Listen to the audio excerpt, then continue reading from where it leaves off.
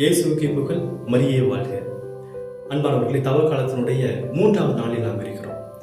ஒரு குருமடத்தில் ஒரு 10 மாணவர்கள். அதில் ஒரு மாணவன் குரு எதையெல்லாம் சொல்றாரோ அதற்கு எதிர்மாறாக செய்பவன், சேட்டை பிடிச்சவன், பொய் பேசக்கூடியவன், பிற பொருட்கள் ஆசைப்படக்கூடியவன், கெட்ட வார்த்தை பேசக்கூடியவன். இவன் கூட மற்ற மாணவர்களால நிம்மதியாக இருக்க முடியல.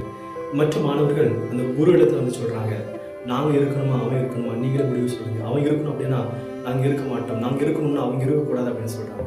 அந்த குரு சொன்னார், எனக்கு நீங்க போனா பரவாயில்லை, அவன் இங்க இருக்கட்டும் அப்படின்னு சொல்றாரு. இவருக்கெல்லாம் ஆச்சரியம். நல்லவர்கள் நாம போனோம், தீயவன் கெட்டதை செய்வன் அவன் இருக்கணுமா அப்படின்னு சொல்லிட்டு அந்த குருவை பார்த்து கேட்கின்றார்கள். அந்த குரு சொன்னார், நீங்க இந்த குரு மடத்துல எப்படி வாழணும், எப்படி வாழக்கூடாது, எது நன்மை எது தீமை எல்லாம் கற்றறிந்தவர்கள். வெளியே போனீங்கன்னா சமுதாயத்தை நல்லவர்களாக வாழ்வீர்கள். ஆனா இவன் அப்படி கிடையாது.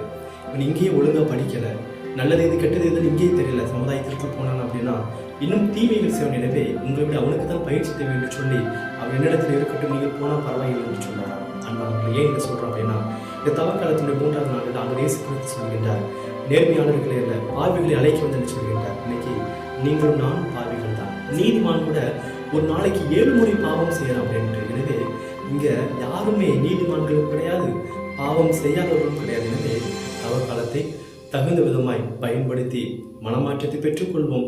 இறைவன் உங்களையும் குடும்பத்தை நிறைவாக ஆசீர்வதிப்பார்.